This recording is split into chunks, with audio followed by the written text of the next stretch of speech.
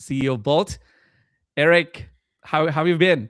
Good, man. Good. How have you been doing? It's been a minute. I mean, we had almost exactly a year ago. You and And I it crossed feels paths for the first time. exactly. I think March was pretty iconic. I feel like maybe I can't remember exactly when the tweet came out. Maybe it was March. I think it I was think it was March somewhere actually. Yeah. mid March or something. Yeah. And what a crazy year it's been. And today I'm super excited to have you back. And I feel like it's gonna give us a chance to reflect on the year, look at sort of the macro trends we're seeing collectively, both in vibe coding and also enterprise. And there's a lot of questions that I want to ask you about sort of I think, the penetration of vibe coding, not just in the solo devs and in indie communities, but also now sort of getting across enterprise, which I think is really exciting. We have with us in this room a few of our prolific vibe coding crew and AI native devs. We put together a program called AI Shippers. So about 2025 of us in this group here. Swatantra is here, Connor, Neil.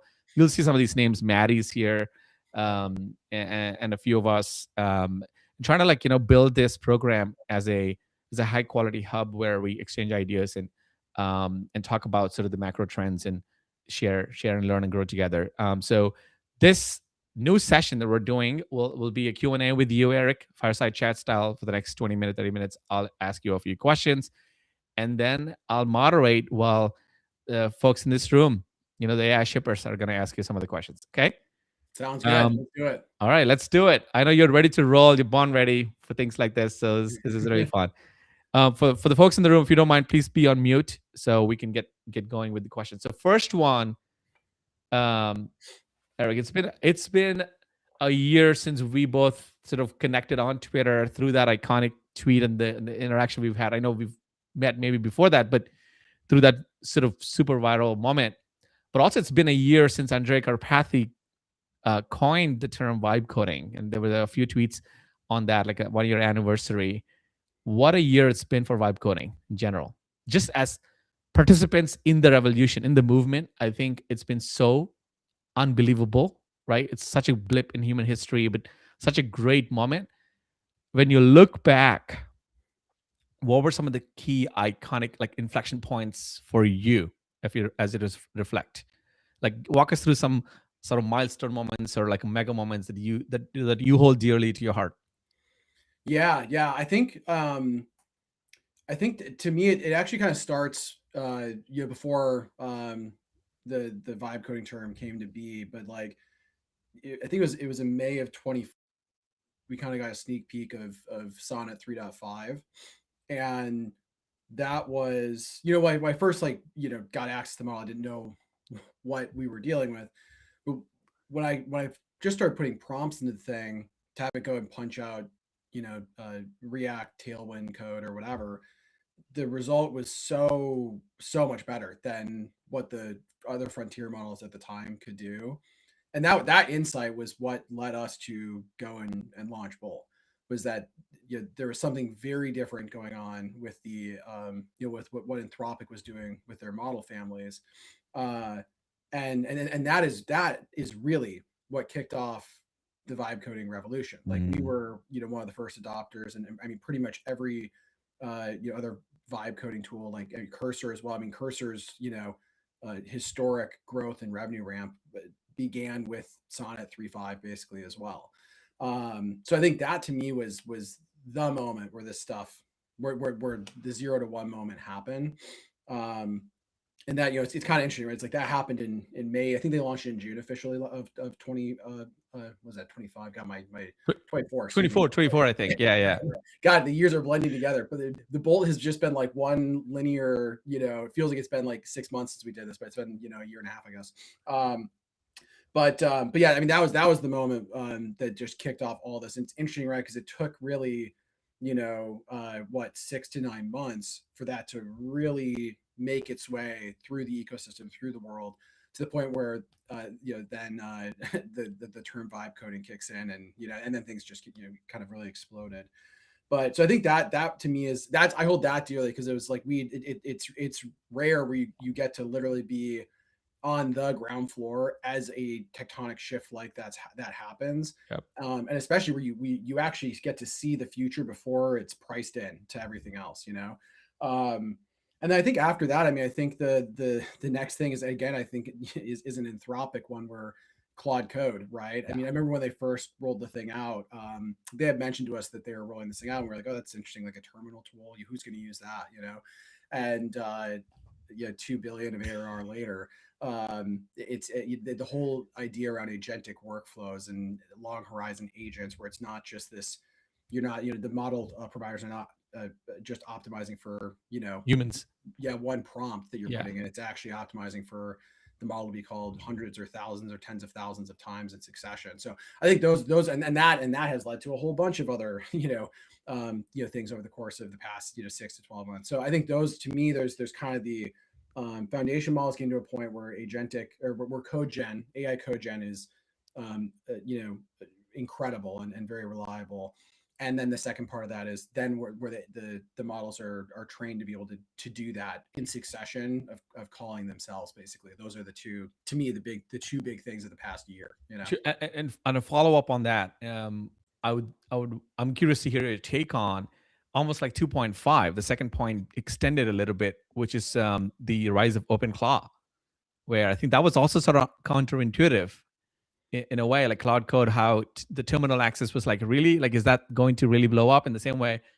Are people really going to go set up this OpenClaw thing? And they did, right? Like, and the Yeah. fact that OpenAI acquired, OpenClaw, and that was like 800 meetups now yesterday worldwide, which is another crazy inflection point. Well, how do you sort of process that? Like, what gets you excited about that? Yeah, it's interesting, right? Because it's like, to me, I like OpenClaw is very cool, and like what people are doing with it is amazing. And to me, it was not all that surprising, and maybe just because we've been so deep in the long horizon agents world, where Mm, the capabilities of this stuff have been kind of very front and center for us, right? mm, And albeit we're not doing things with, where you like use Telegram or whatever to like message an agent or whatever. Like, there's kind of cool new ways to interface with these things that are coming out, that are making it more accessible to non-developers, right? Per se, I'd say. that's right. But yeah, I mean, I think that the fundamental like thesis, like why we went and launched Bolt, though, is like we kind of saw this coming, where, and this is really what Anthropic's bet as a company is about. I feel like I'm like an Anthropic shill on this call or something. Like we're happy customers there, but I think that I do think they deserve credit, though, for having a very specific vision that makes a lot of sense and is panning out to be dead right, and the rest of the industry is following them, which is, uh, you know, instead of going and making models that can do everything, like where they make it really good at reading textbook law cases, or like, have it be really good at reading finance sheets. It's like these sort of generic models. Right. Their thesis is just, if you make AI models that are extremely good at writing software, Mm, you can rewrite all the world's software. Create, like if you look at the world, we're powered by software, right? right. 30 years ago, that was less of the case. Today, it's entirely the case. Right. So if you really want to have the most impact, kind of being able to read and write software is, in a sense, almost all you need. Right. And that's what's happening, is like OpenClaw works because it can go and read and write software.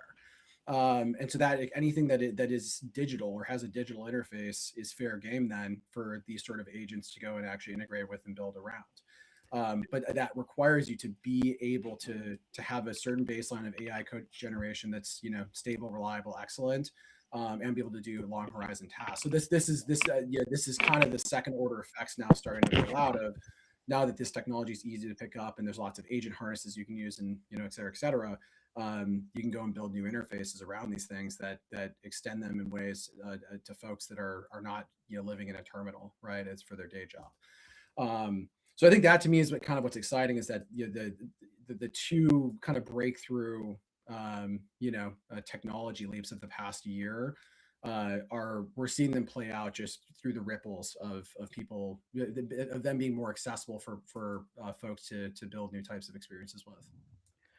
And bringing back to Bolt, you've had obviously an iconic year, 2025. I mean, it's hard to. I don't know if it's 2024, the more iconic one, or 2025. I'm sure both have, very sort of strong memories for you. Looking at the product backlog and the sheer amount of things you guys have shipped, what, like, if you had to pick your three favorite, um, you know, product capabilities you guys have shipped, what would those be? Yeah, good question. I think I think that the things I would point at in Bolt are, I think we're really again along the kind of the paradigm moments here. With like the first one being Bolt itself, right? Like this, Yes. we were Stack really bits the to Bolt original itself was tool. a pretty, yeah. Yeah, exactly. Like the Bolt tool it was the first text to app, web-based tool that really hit the market like this. And so that one's very special to me. I think so. Kind of the core feature, because we kind of ended up defining, the category that there's lots of other companies in this space as well now. But we kind of nailed, the execution of the original product shape that this thing should be. I think beyond that, the next thing I'll probably point out is, we ended up modifying, the core Bolt agent last year, where when we saw the long running agents, long horizon, stuff really start to become possible and take off. We made the decision to actually allow different types of harnesses to integrate directly into Bolt, so you can use Claude Code or Codex directly in Bolt. And it kind of gives it's to me like awesome, because you get to actually choose between these things instead of Right. kind of being locked to whatever One of them. that the specific company is recommending. You can actually choose whatever harness is going to be the best suited for the task. Um, and if it's and to pick a third thing that I think was really cool, I think it was actually our integration with Netlify, where when you go to every Bolt project now, actually behind the scenes has a full-on Netlify account behind it, and we call this Bolt Cloud. But so you Which I can didn't come to know, by Bolt. the way, until I joined officially. I mean, I kind of read somewhere in the subtext, but the integration work you guys have done has been really cool, both sides. So it's been really cool to watch. Oh yeah, it's awesome, right? Because you can come to Bolt, and if you have an idea for an app or a product, you don't, it's not just building the software. Now you can say, hey, like find me a domain name, for this, and like deploy it there, and like add backend, functionality, and use like actually build like whole full stack web apps that are actually really reliable, right? Because it's we're not rolling some kind of dinky hosting infrastructure. We've partnered with the best companies in the world like Netlify to actually go empower our cloud offerings, right? And so And that's what's and been that part is shifting. not indeterminate, not deterministic or Gen AI, that part, right? Because that's like very deterministic, very reliable. Like that's the one thing you probably don't want to generate with AI, right? Right on the fly. Exactly. Oh, Exactly. Yep. And so it's like an amazingly like reliable experience. And what's cool is that it can all be triggered from just chatting with the AI, because we've given the agent full access to manage and provision the different like cloud resources that you need for your project. So for an end user, it would normally be pretty difficult to kind of manually set this stuff up, if you're not a yeah, developer. But yeah. now it's just turnkey and it just comes out of the box. Yeah. And I think to extend that line of thinking, to that vector of thinking, that there's a series of things that are already possibly probably possible, or maybe coming, like for example, like payments. You extend the same thing to Stripe, extend the same thing to, like, your the user who is already in that flow doesn't need to go then leave the UI and go to other things outside and then come integrate, retrofit backwards, or they can just simply continue to go, um, you know hook up other integrations and other things that are, that extend the capability of what the core app they're building, right? Yep, absolutely, Yeah, absolutely. And when we've actually got an integration with Stripe, for example, that does exactly this, where it just goes and sets up your Stripe products and gets you ready to rock and roll. And like literally in like 5 minutes flat, you can have you could be selling products online with a domain name and a full app and et cetera, which is that's just like crazy. mind blowing. That's mind blowing. It's become like, I think, looking at products like Gumroad, or other products that are, there were huge products, back in the day. Like, it's become almost possible for someone to build their own version of mini Gumroad inside of their flow, right? If they're selling something digital, and it's just unbelievable to watch, man. It's just like, it used to take engineering teams months, Yep. right? And people were afraid even to even think that they could do something like that. But now people are like, just building and shipping. It's crazy. Um, Absolutely. on the note of like use cases and examples and some of the sort of creative things people have been building, like what are some of the wildest or the most fun or the most memorable community projects that you've come across? Um, yeah, in the Bolt universe. Yeah, yeah. I think so. One of the ones that's blown my mind. I think it was like You've maybe seen a like bunch during the hackathons. There were like a few. Yeah. a ton during the hack. So yeah, then there's some really cool ones that came out of that. Like I think the top prize went to a guy who built like a AI powered video editing tool, right? That runs in the Nice. In the browser. And browser, nice. yeah, Yeah. it's super amazing. And another one that I've thought was really cool. It wasn't part of the hackathon, but this guy Ian on X, he made a basically like a 3D modeling software. It's called like the Browser Lab. I think it's like thebrowserlab.com, something like that. But basically, you can go there and actually create 3D models entirely in the Wow. browser. And he's not like he's you know, I think his background he's in software engineering, but he doesn't work in the technologies that he was were used to make this WebGL based Nice. thing. He's never worked with them before. He made this in I don't know like a week or something like that. Nice. But it's just so it's really complicated software, right? And then the experience, and it's very well. I mean, it looks like a professional product. So that one's really cool to see. And then I think on the the our core business is selling to enterprises and B2B. And so what's cool there is seeing them actually ship things to production, right? Nice. On sites like we have some probably a travel site. If you've booked a flight recently, you probably use these guys. But like kind of the core flows for like finding car rentals and that sort of thing, like and checking out, like they use Bolt to make that. And then they've done pretty well on their earnings. So like we take credit for that. No, I'm kidding, but so I think that it's cool to see both like enthusiasts on the weekend building stuff with this, people starting their own companies. Like there's a leader, a former like marketing leader over at Canva that left Canva to start a startup. She used Bolt to build it. Wow. She raised like $5 million. So it's like, and then you have public companies that are shipping stuff to production, right? That's increasing their business and then providing a better experience for their customers. So kind of across the spectrum, you've got folks that are changing the world, right? Using this tool, and that's like It so cool. mind blowing. It's been so hard to kind of keep up with all of the innovation and sort of the creativity that's coming out. But it's such a great sort of a place for us to be, in the movement to kind of see every day. I get like dopamine hit from like scrolling through my X, saying like looking at what people are building, right? And it's always I think that I want to get to sort of the segue here is to the personal software as a category or as a rising trend, Eric. What I'm seeing and I'm being so blown away is a lot of people building their own version of what they like to be their HubSpot, right? Or their XYZ product. And it's not about mimicking the exact SaaS one to one, but it's almost like remixing it the way they care about, right? And so it's been super like unbundling what a certain tool would do. And then, for example, Typeform, right? I've seen a couple where people are like, I don't need all of the feature set that Typeform has, which is so many use cases for enterprise, etc.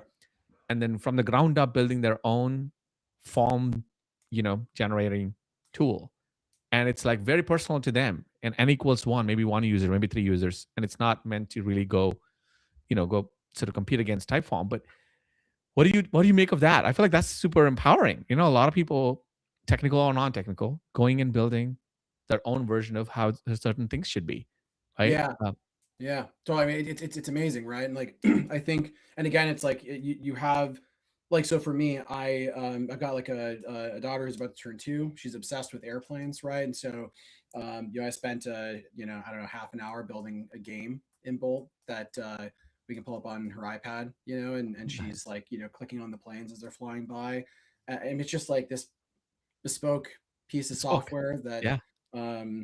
they're just for a developer to go and make that and then market it so that I'd be able to find it and kind of fit exactly what my daughter's into specifically. And and then I get to see her use it and I go make tweaks to the game to Yeah. make it even more interesting and stuff. And so I think there's and actually one of I was at a birthday party over the weekend with one of my friends, and he actually had made like a what's the term for this, but um, like almost like a strategy game, basically, where it had generated kind of a script that everyone was following. It was like kind of modeling like World War II or something, and everyone was like a different person, in the world order or whatever. And everyone was using their phones to kind of like punch in like what their action was going to be, and he had the thing on the TV and stuff. And it's like, completely custom. He's super into history, and so he Yeah. made this thing, and it was I remember going into it, and I was like, friend made a game. We're stuck. We're gonna do this for two. Sorry, Brandon, if you're watching this, but 2 or 3 hours. We're stuck here. We've got our 2-year-old. I don't know. We'll see. We'll see how interesting this ends up being. And it was fun. It was so cool. And I was like, wow. I mean, like this is, to go and previously to make something like that, distribute it, and have it be worth your while to do that. I mean, the cost to just, and that's an interesting thing too. It's like sometimes it's not even like the cost of the software per se. It's like also just the cost of like to like distribute it. Like, is it worth your while to, Right. one, make this thing, and then two, get it out there so that your time was kind of worth it. Right. Sometimes people had passion projects, they would do it, and regardless of the payback. And now it's just like great. Now everyone can just do passion projects and get and fulfill the value themselves, and not have to spend this giant investment up front to do it, and have to figure out how to like justify it to your wife, like, hey, I'm going to go spend the next 5 weekends building a strategy game, and like, Right. promise, honey, we'll try and make money with it. It's like, that's not, it doesn't matter. It doesn't matter, right? Like, you make it just because it's fun, right? Like, it does, and it takes like no time. So that's like super cool, right? And I think games are like a cool one. And then of course there's also just building things that are of core utility to you or your Yeah. business. Yeah. For example, like And the yeah, one just a couple days ago, or is yesterday, the Cal AI coming out and like getting acquired by.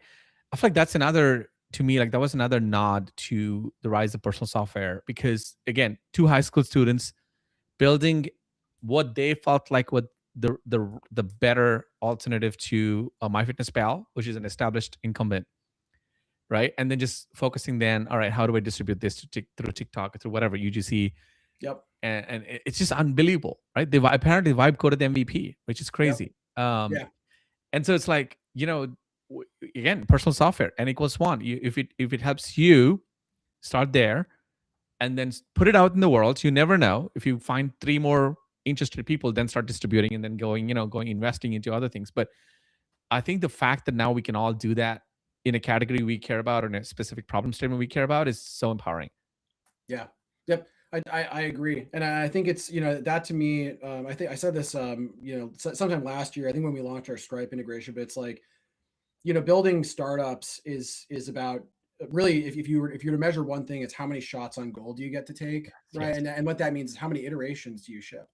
That single thing that you can measure there really really correlates with your odds of success, because just more shots on goal is more opportunities to learn a key insight Yep. that will point you further in the right direction. And so even if you're building things on the side, I mean, most of the products I've built over my career, the ones that have done well from whether it's a commercial standpoint or just like adoption, right, where there's lots of other people that find value in it, it's always come from my own intrinsic curiosity and interest, right? Where Wow. it's like I'm not like doing it because I'm like, oh, I gotta like go make money or something. It's like I'm doing it because I want this, I need Yes. this, and or I just think it's interesting, and I'm just like, this is interesting. I want to follow. I want to go build this thing and like prove it out. And the biggest blocker previously to that was how much time and knowledge it took to go and do that. And what tools like Bolt allow is dropping that to a tenth, if Yeah. not less, of the time that it would have taken to go and actually do that iteration cycle. It's literally um hours away. Not even, exactly. not days, not months, not weeks, right? It's just literally hours, sometimes even Yep, minutes away, right? So yep, it feels like, yeah, it's just so crazy to be in this time. Switching gears, I want to ask you about prototyping. I know, this is something I know you've seen. I've seen a couple of tweets and LinkedIn posts about some bold claims, which I want to unpack. Because it's great.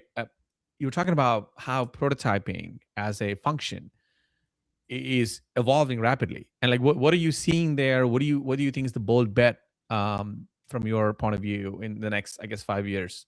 Like Yeah. prototyping, whether it's enterprise. I think it's most in the enterprise context. Maybe that's what he meant. I, Yeah. yeah, yeah. In some way, so yeah, like, I think it's actually kind of across the board. Like if you kind of zoom out, you know, over the past 2 or 3 decades, where software development has been or like building software products has been a meaningful category. The way in which you would build software was actually you start off by not building software. If you have an idea for something, the most expensive thing you could do, the most time consuming thing you could do is go and start writing code. Right. Because engineering costs a lot of money. It takes a lot of time to build this stuff by hand. And so what you would do is you would make, there's this book from a guy named Marty Kagan called Inspired. It's like kind of like, a lot of people refer to it as like the quintessential, resource on how to build software products, like, across your product teams, right? And there's this concept like low fidelity prototypes and high Mhm. fidelity prototypes. Yep. And you want to start with low fidelity prototypes, and this is like wireframes, like not a mock-up. It's like what you're wireframing out how the thing should work, and you take that to customers, you validate it. Once you validate that, okay, this seems like this is worthwhile to pursue, then you move on to the high fidelity prototyping, which is It would be like a Figma mockup or something. bingo, Yeah. exactly. Figma, where it's real, it's like very real. You can kind of click through it, and then you take that to get customer feedback, approvals internally. Only then, with all of that in hand, so we're weeks or months into the process, then you hand it over to engineering and go and write. None of this is usable, by the way. These are just JPEGs. Go write this from scratch and then ship it in the product. And there's going to be tons of inconsistencies, because the handoff process, there's miscommunications, whatever. And then you get to find out if the thing in reality actually works and customers actually want it. Because up until that point, you're kind of doing these isolated tests. Right. And so the way we describe it is, the product development process is like this. It's actually been a process of doing fake things to prove that you should do the real thing. Real thing. Right. And what's happened though with the past year is that the cost of software generation has dropped, in order of magnitude. The speed at which has increased by an order of magnitude. And so now it actually doesn't make sense to be doing fake things to then prove you should do the real thing. You should just do the real thing. Wow. And so our tagline for this is that the product is the prototype. When you are prototyping, that thing should be ready to go into production. Like whatever you are using to do that, you should not be throwing it out and rewriting it from scratch. It should be one-to-one with how your product looks, functions, works, so that when it's ready to rock and roll, it gets handed directly into engineering and can be shipped, either immediately or within minutes or hours or whatever. And so that's pretty cool. And I think for first time in history, it's possible. Yes, because it was impossible prior. Exactly. And so it's kind of this, and again, this is one of the things that hit me after we launched Bolt. And we kind of saw people using this. It struck me. This is like the most mind blowing insight for me, because I've been building. I read Marty's book back 15 years ago, and this is like really learn how to do product development well, to scope bets properly. And I looked at what's going on. And I was like, oh my god, this is good. This changes all of that, right? And this is increasingly now how businesses, whether you are a startup or a Fortune 500, how they are approaching the product development process, because you can move faster. You can actually get like the most high fidelity prototype you can make is something that's a real piece of software, that is your software, that is in the hands of customers, right? You get more shots on goal that way. And also from a customer's point of view too, I'll say this is sort of, hearing this first time. If somebody like presented me two versions of something, one's like a low fidelity, like a pencil sketch kind of looking thing with like, it looks like a drop down, looks like a login, looks like whatever. I'm like, just show me the damn thing. Because as a user, we're used to now using Claude, ChatGPT, like Gemini, Nano Banana. Like your dreams can just literally be JPEGs, right? You don't need to say like, hey, by the way, don't paint me a word picture. Just show me in Gemini, Nano Banana 2.0. Just show me what you got, right?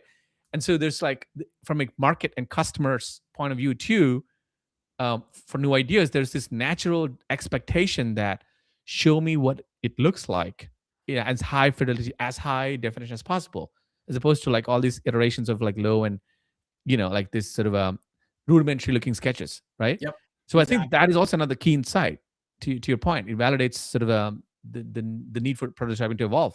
Yep, exactly. And so this is what we're all in on, right? As a business, is like, for our enterprise B2B side, what people are coming to us for is that these companies, they have tried out all these vibe coding tools. The outputs of them, they'll kind of look like their app, but it's not using any of the same code or components or design systems, and so you have to throw it all out. And so engineering has gotten sick of this, and they're like, we will not let you use these tools because we can't use them, and it's vibe slop that you're giving us, right? And so what they're requiring is, we need to use the actual design system components our company builds and maintains. You have to be using that in order to give us prototypes of how the product should go and function. And so this is what we do at Bolt. Is we actually have created, we're going to be launching something shortly around this, but effectively we can turnkey, as any company in the world can come to Bolt, plug in their existing repositories, and we go and figure out how to write, production grade apps that look stunning with the company's own, production code. And so when you are coming to Bolt and you're creating a prototype, it is not this random throwaway thing. You can throw it away if you hate it. If you're like, Yeah, this if you feature want X to. is too Yeah, good, yeah. and rip it, right? But like, but by default, that thing is, one click away from engineering being able to take that code directly and put it in production. It's the same exact production code. And that's a huge deal, right? Because Huge. the immense value unlock here is how short can you bring the cycle of having idea, fleshing it out, and having in production, right? How fast you do that? And the answer, there is no technical reason that the answer to that should be anything less than minutes at Yeah. this point in time, Yeah. right? It's pretty But cool. I love the messaging angle too. I think it's a great sort of a messaging angle to kind of go explore in 2026. Okay, so last question before we go to audience Q&A, Eric. Okay, fun question. I mean, unrelated to Bolt, or probably you could probably say from Bolt's point of view too. But like, what's the app or use case you keep waiting for someone else to build, but nobody has? Like, what's the killer app or use case that you're like, I wish this existed?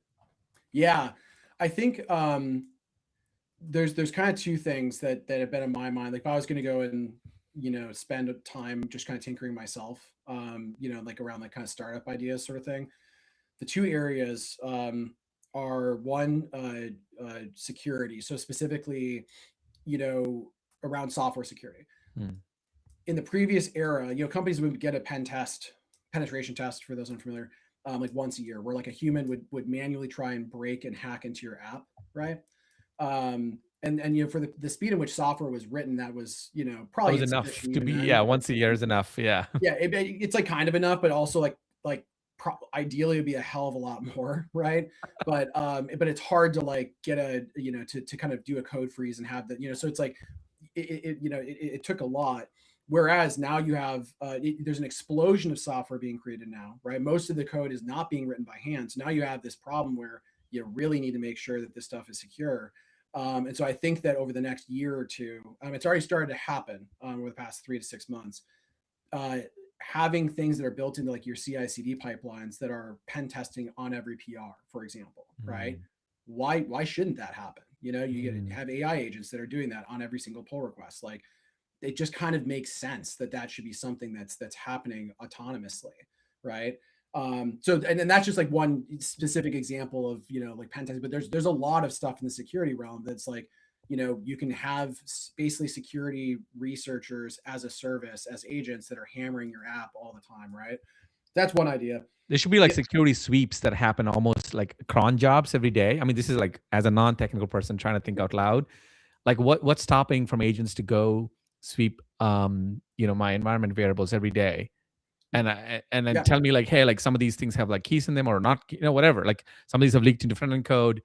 Like why again, maybe it was not possible in the past because of cost reasons or time exactly. reasons, but now intelligence is cheap, right? Like it's so yeah, And it I doesn't think negate the need for having like actual security people on your team, right? But it's just like there's no possible way a security team could be reviewing every commit that's coming in every single day, right? yeah. But now they can be heavily augmented, right, Yes. to go and do that.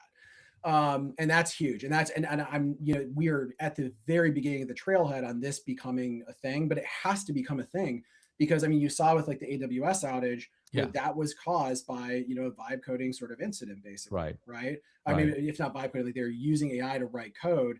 And so you know, the only sensible way I see for this to scale, like, you know, if we're going to be using AI to write software, you have to also have AI that is very like going and verifying and, you know, checking the heck out of the software being built.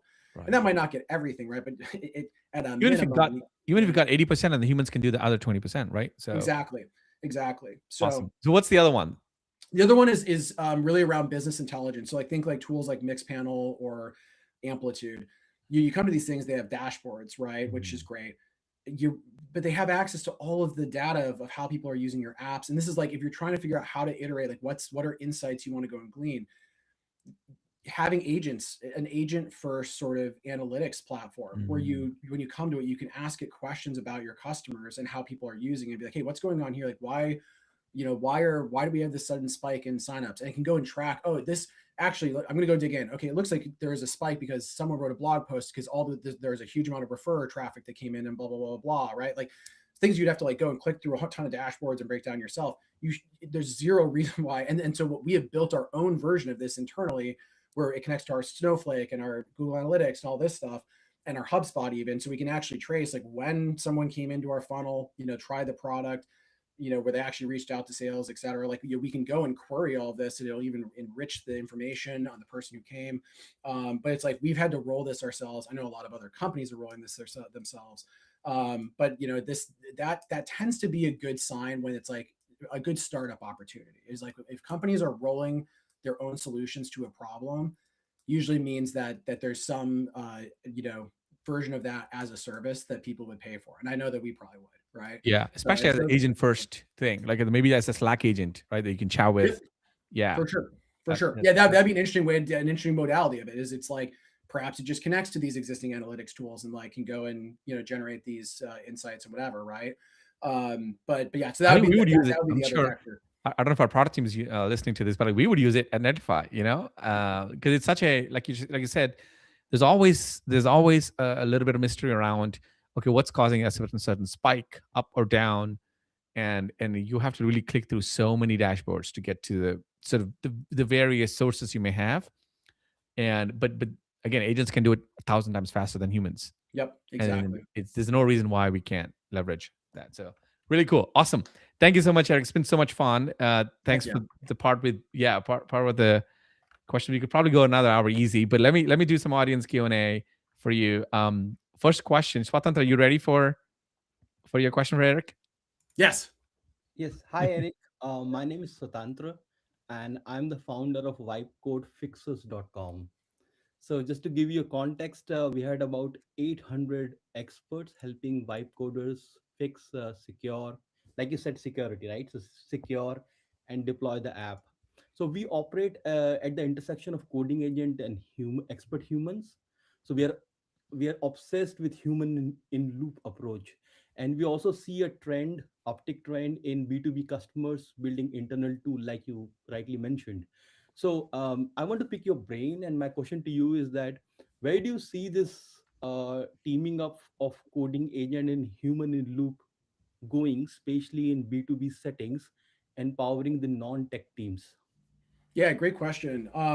Yeah, I think that I think that a lot of it is just relating to how do you kind of expose these capabilities in a way that allows the non-developer folks to use this, but in a way that is in line with the security and, um, you know, regular operation principles of the company, right? And so kind of coming back to like what Bolt does, where, you know, we are very focused on making sure that our tools and then the way that the non-developers at a company make prototypes is exactly in line with how engineering would expect an engineer to deliver the code and the result, right? And so I think that there's kind of this the initial wave of the vibe coding era. There's a lot of and even now there's a lot of companies that are a lot of startups that are kind of selling, hey, don't talk to engineering, just buy this thing. And like it's almost the pitch is almost like, hey, like kind of sidestep engineering and all these other teams, go just use our thing, like shadow IT. But the problem is that that's that's not a solution, and it's not going to yield long term success for the organization. And so if you want to durably build a product that businesses are going to use, you have to figure out how it really works for everyone at the company that are going to have interests in whatever like a workflow you're proposing them to adopt. Thank you very much for the answer. Yeah. Yeah, and I don't see a world in which we would not have engineers or engineering teams, especially with the right. What's only it's like what's it called? Javon's paradox or something, where the more something becomes efficient and productive, there's only going to be an explosion of such a thing. And so I feel like with the cloud code and the rise of all of this sort of a software we're seeing, there's only going to be more need for engineers at all the Fortune 500 companies, but also like generally in the world. So it's yeah, I fully agree. Absolutely. I think the tools have to adapt to the workflows as opposed to not. Okay, so Neil raised his hand earlier with a question. Neil, you ready? Neil Frazier. Hey, can you hear me? Yes. Yeah. How's it going? Okay, good. How are you? Good. Good. I'm here. I'm here today. I researched you a little bit more today. I've heard of you before. It's nice to meet you. One thing that sticks out to me, from being someone that's had a pretty solid solo journey and been through some situations, I've noticed that AOL situation, of course, is like a big story, right? But I don't view it as like a very low point of your life. I view it as like a very inspirational fuel starting point. And it got me thinking to ask you, what would be, something you would mention to people listening that can keep that hunger that we have from being at those lower points that we might lose when we get contentment from gaining things like job security, a house, or something more stable in our life? Is there any habits that you have in your life that you say work for you that you could give advice on? I don't know if that question makes any sense to you. No, it does. It does. It's a good question, man. A deep question. So, what I guess what I'll first start by saying is I think that you want to intrinsically look inwards and really ask what you want out of life, right? I think that there's people will go through phases, where they people some people want to go and build startups and kind of throw their life at that, and then maybe later in life they want to focus more on family, right? And not have the time pressure with the startups require. Some people want to balance it. I'm in that category, right? um but so I think if you're like having the itch and you're like I want to go and like real there's some intrinsic like need to like go and uh chip away on something that's meaningful to you. I think that's a good sign, that's like, hey, you get out of your comfort zone. um and I think a good way to do that is kind of by burning the ships and going, and you just got to take the first steps to do that, right? And so that can kind of come in a lot of different forms. But for me, I guess like what kind of rounds me out is I picked up a couple of years ago, I picked up like endurance sports. So I'm like wearing like an Ironman hat, but it kind of forces like going and like doing hard physical things, that we have to really embrace discomfort, and for long periods of time. It kind of trains you into just doing that in every aspect of your life, and it resets your pain tolerance, for whether it's your startup or personal circumstances or whatever. So those would be like the general kind of ways I'd look at it, right? It's just like go and start embracing discomfort in ways that are going to force you to improve, in your physical and mental, capabilities. Love it. Thank you. That was perfect. Yeah. Sometimes I like to reset myself by trying to focus on what I might be consuming too much of as like a habit that's not particularly part of the path, like the journey that I really want to be part of. And no, thank you for answering. Of Absolutely. course.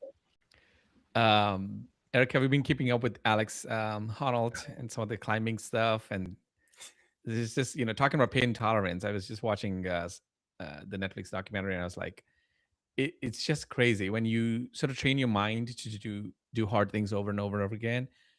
everything. One of the things he talks about is just he looks at things neutrally. Like Yeah. he doesn't put a label to them. It's not hard or easy. Like it's not like a certain summit or a skyscraper is hard or easy. He just like, is it interesting? Is it challenging? And that's it. And I thought that Yep. was really interesting. And again, years of training, right, does that to you. Okay, Connor raised his hand.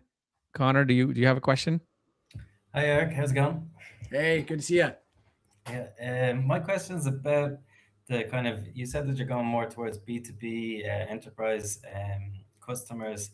I'm kind of interested where how the adoption is going and these non-technical people, like are they like, do they have much education towards like how to start building with Bolt, or like is it peer-to-peer learning, or are they just like starting to try things out and then, or are they getting directed from above?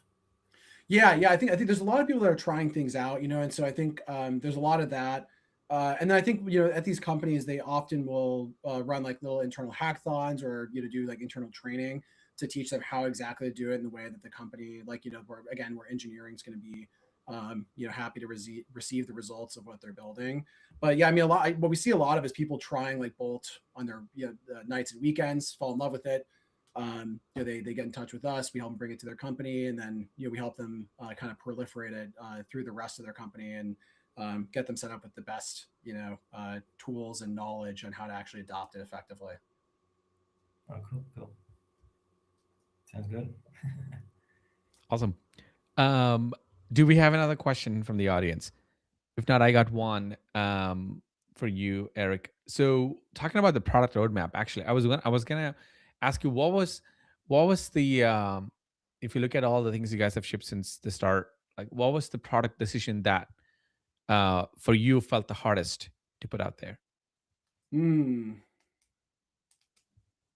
I think it was the when we swapped out our own agent, we allowed people to choose their own, because it was kind of a realization of there's going to be lots of different agent harnesses, and because every company kind of wants to, there's an intrinsic like um sort of like motivation to like kind of do your own thing, and so making the decision to be like, we're gonna really adopt the best stuff and let users have the choice. That was a big one. That was a very um uh you know like a decision that I love now. Like it's worked out great. But at the time it was very, it was hard to really wrap our minds around it. And was a difficult decision to It was make. a But high yeah, risk. yeah, It was a high yeah, risk exactly, decision too. Yeah. exactly. Yep. And looking forward now in 2026, what are some of the, whether it's roadmap items, whether it's marketing, whether it's campaigns, whether it's community, what are you most excited for? Like, what are some things? I know you may not be able to tease everything, but you know, give us a picture of what's coming ahead for you. Yeah, we got some exciting plans just around like the product development process stuff I was talking about. We have some, I mean, exciting product stuff coming on that realm, and our marketing campaigns, around it. Um, and yeah, I'm excited to get this out there, because there's nothing that exists that like for what we're going to be putting out. This is like net new stuff that's like super cool. So I think that how people look at building products is going to change meaningfully, and I think we're gonna have some very interesting things to contribute to the mix there. That's amazing. So another question, instead of being part of this fast moving category, vibe coding, right? And you're hearing about, everyone's got an opinion on vibe coding, right? How do you stay sane? How do you stay locked in, given like there's so many competitors? There's there's Anthropics and OpenAI of the world who also have their own, like I said, harnesses, and they're in a way evangelizing the movement, which is great, right? Like Cloud Code's really helping. How do you and the team stay focused on your unique lane, if there's one, right? Like what's your sort of a mindset around looking at how much noise there is in that segment? Yeah, I think this is my co-founder and I have been kind of building startups together for the past 2 decades now, and the way you do this with any market is you have to me, I guess like I I can only um I can only do what you're saying when I've come to my own kind of first principles conclusion about the market, where we think it's going, and what our place is, and how we can uniquely provide value in it, right? And that's not something you can just like kind of cook up overnight. You have to like spend a lot of time being introspective and talking to customers and connecting dots. And there's periods where you'll maybe feel like astray. Um, and it's important to just like keep rowing through those, because you'll get a whole bunch of insights through those. And there's like embracing discomfort, embracing pain, right? You have to just embrace like uncertainty to get the data points you need to really to truly gain conviction of like, okay, I actually see a strategy here. I see how our place in this, right? And so over the past year, we've done that, and you know we've you know we're seeing the results of our insights being executed on our B2B and enterprise side. And so I think that's just the advice I give everyone is you just got to keep rowing and just, stay focused, keep the faith, and just be turning over every stone, and just, again, taking this approach of like, there's not good things or bad things. There's just things, and you just have to like process them and like connect the dots. Right. It's a lot easier said than done. Yeah. And it's a lot easier to do that though, when in your free time, you're going and getting your butt kicked for 4 hours, on your bike or on a run or whatever. That's great. Love it. Awesome. So, one final thought as we wrap up. I mean, we have a few folks in this room too. Do you have any questions for, all of us are both power users. So, any questions that you want to ask? Anything that you Yeah. love to share or ask? I have, Anything perhaps KP, I have one more question if you you have? don't. Okay, sure. I Let's guess do that, and you, then we'll let Eric ask a question. right. Eric, Cloud Code is getting very popular, and now if you see that Anthropic and say OpenAI is kind of getting into vibe coding space, and this space is getting a bit crowded in terms of like foundation models bringing their own harness, their own scaffolding, and try to improve the product for the audience, right? So in that case, companies like Bolt.new or Replit or other companies, what would be your strategy that these big companies does not eat your lunch? Yeah. I think it's the same answer of any startup with, where you have larger companies, or incumbents in your spaces. You got to go and pick your lane, and it has to be specific enough where no one else has an incentive to really address it, right? Again, for us, like what we're doing with our B2B enterprises, like really allowing them to have like turnkey build, prototypes that are the production. We're really the only guys doing stuff meaningfully there, and that's just going to be increasingly so, right? But yeah, just in general for startups, it's important to be very specific and very opinionated about that. That's great. And when you're done with that, can you please build a tool to replace GitHub? Yeah, yes, we will. We're on it. That's got to be a weekend project, right? Yeah, exactly. We'll vibe code it. In the most ironic way, of course. So so yeah, sorry, I'll give you a chance if you have a question for us, or a comment or anything you want to share. Yeah, what would you like to see next in Bolt? I knew you were going to ask. I mean, Connor, what do you think? What would you like to see? Well, a lot of people that I talk to is kind of like they have clients that use Bolt, or like they have clients and they build stuff with Bolt, and then trying to pass it off to clients is like sometimes I don't really know the right way to do that. Is like, so I think that would be something really cool where people can just, they have build in Bolt and then easily just go, okay, here's your website or here's your web app or something like that. So something around transfers, I suppose, would be interesting for me, I suppose.